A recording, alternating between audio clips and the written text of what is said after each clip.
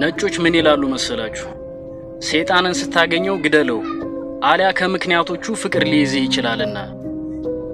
ለምን እንደዛ እንዳልኩ ላስረዳችሁ። ይሄ ሰውዬ የሚለውን ነገር አንዴ ሰምተነው እንመለስ።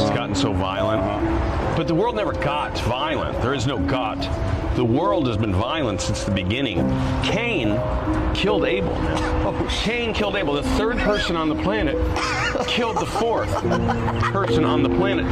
We weren't even able to make it to 3 people before somebody was a murderer. At one time, a third of the people on the planet were murderers, right? A third of the people in the hood aren't murderers. A third of the people who own guns aren't murderers. A third of the people in jail aren't even murderers.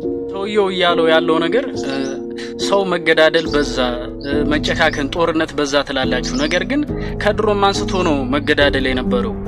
ለምሳሌ አለ መጽሐፍ ቅዱስ ላይ እንደሚለው የዓለማችን 3ኛው ሰው ቃይል 4ኛውን ሰው አቤልን ወንድሙን ገሏል። የዓለማችንን 1/4ኛ ሰው ገሏል። እና ዓለማችን ላይ ጦርነት ሰው መገዳደል እየበዛ አይደለም ተፈጥሯችን ነው የሚለው ሰውየው። እንጉ ልክ ነው የሚያስረዳበት መንገድ። ነገር ግን ሰይጣን እንደዚህ ነው ሰውን የሚያታልለው።